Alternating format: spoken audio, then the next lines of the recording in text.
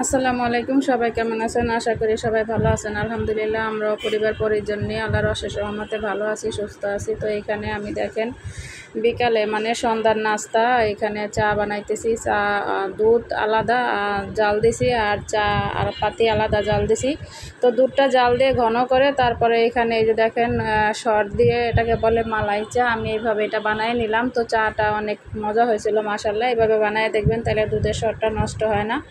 নাইলে চা পাতি আর দুধ একসাথে জাল দিলে চার পাতির ভিতরে দুধটার মানে দুধের স্বাদটা অনেকটা নষ্ট হয়। তো এইভাবে বানায় খেয়ে দেখবেন, অনেক মজা হয়।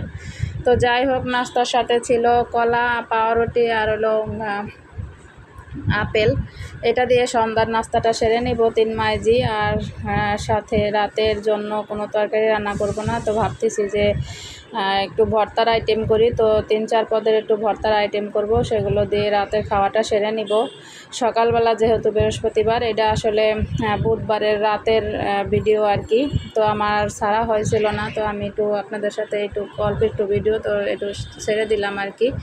তো যাই হোক, এইখানে যে আমি সব কিছু যে ভাইজা নিয়েছি সেগুলো তো দেখানো না, আসলে সব কিছু সেদ্ধ করে নিয়েছি, শুধু শুটকিটাই ভাজছি। আর আপনার আলু ভর্তার জন্য পেঁয়াজটা একটু ভেজে নিয়েছি, আর কিছুই ভাজি নেই, এই কারণে আসলে দেখাই নেই। তো যাই হোক, এইখানে আলু ভর্তাটা বাচ্চারা ভর্তা বানিয়ে নিতেছে। যে এখানে হলো পেঁয়াজের বেরেস্তা যেটা, সেটা বানিয়ে নিছি। আর আপনার শুকনা মরিচ আর আলু ভর্তা, একটু ধনে পাতা আর আপনার শুকনা মরিচ দিয়ে এইভাবে বানানো হয়েছে সরিষার তেল দিয়ে। তো যাই হোক, আলু ভর্তাটা বানানো হয়ে গেছে।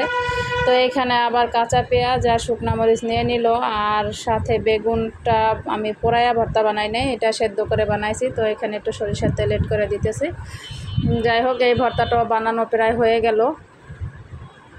তো আমি এখানে আবার দেখেন একটু কাঁচা পেঁয়াজ আর রসুনটা ভেজে নিয়েছি, কাঁচামরিচটা ভেজে নিয়েছি। এখানে আমি ফেওয়ার চাপা শুটকি যেটা, সেটা আমি এখানে এই যে পিষনিতে বাইটা নিব আর কি। আমি পাটায় বাটবো না আজকে। তো এখানে যেহেতু আমার ভর্তা বানানোর একটা পিষনি কিনে নিয়েছি, তো আমি এইটাই ভর্তা বানাবো। তো এই ভর্তাটা এইভাবে বানিয়ে খেয়ে দেখবেন, অনেক মজা হয়। তো এইভাবে যদি সপ্তাহে একদিন ভর্তা খাওয়া যায়, তো অনেকগুলা ভাতে খাওয়া যায় আর কি। যেহেতু যদি শরীর ভালো না লাগে, তো সেই ক্ষেত্রে বা মুখে যদি রুচি না থাকে, এইভাবে ভর্তা বানায় খেয়ে দেখবেন, অনেকটি ভাত খাওয়া যায়। অনেক সময় আসে না যে তরকারি ভালো লাগতেছে না, সেই ক্ষেত্রে এইভাবে ভর্তা বানায় শর্টকাটভাবে ভর্তা বানায় খাইতে পারেন। অনেকে হয়তো অনেক সুন্দরভাবে ভেজে ভুজে অনেক সুন্দরভাবে আর কি সার্ভ করে দেখায়, কিন্তু আমি আসলে নর্মালি যেইভাবে করতেছিলাম ওইভাবে আমি আপনাদের সাথে শেয়ার করলাম। তো এইখানে আমার শুটকি ভর্তাটাও বানানো হয়ে গেছে। তো এখানে আমি এই যে কাঁঠালের বিচিটা আবার ভর্তা বানাই নিতেছি। কাঁঠালের বিচির ভিতরে আমি কাঁচা পেঁয়াজ দিয়েছি আর শুকনা মরিচ দিছি। আর এখানে আপনার এই কাঁঠালের বিচিটা আর কি গুঁড়া করে নিলাম। তারপর দিয়ে দিলাম সরিষার তেল। দেওয়ার পরে তো আমি এইটা এই যে মাখাই নিতেছি ভালো করে।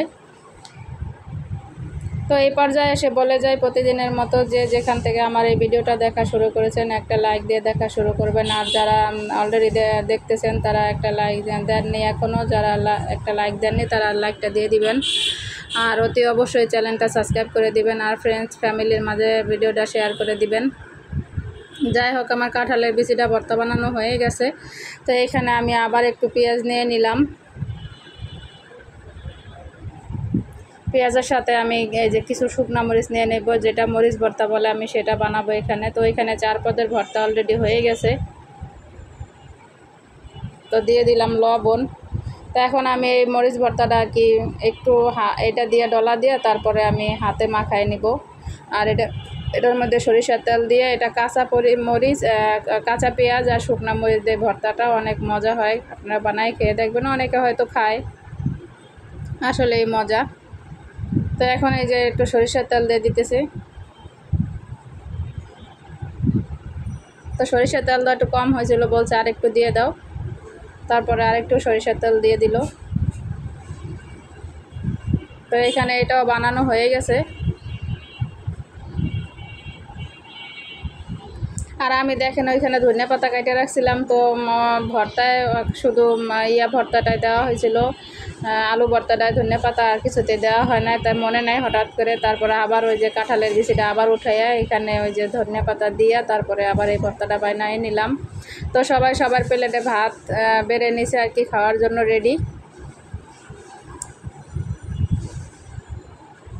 তো আমি ভাবতেছিলাম যে যেহেতু এটার মধ্যে আমি করা ভাত মাখাই, আমার হাজব্যান্ডে বলছিল যে একটু ভাত মাখা এটার ভিতরে, তো এটার মধ্যে করা ভাত মাখাইছি। যেহেতু আমরা অনেকে আছে যে পাটায় ভর্তা বানাইলে পাটায় ভাত মাখাইয়া খাই, অনেকে বলে যে পাটায় ভাত মাখাইয়া খাইলে নাকি মাজা ব্যথা কমে।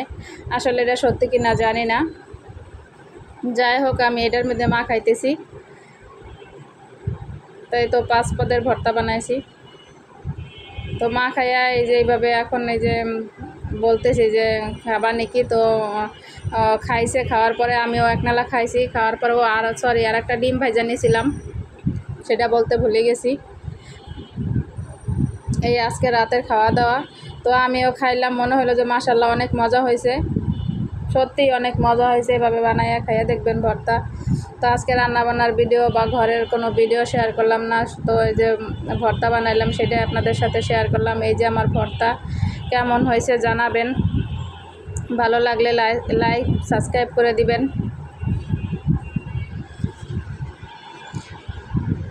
তো সবাই ভালো থাকবেন। এই পর্যায়ে এসে বলে আসসালামু আলাইকুম, আল্লাহ হাফেজ।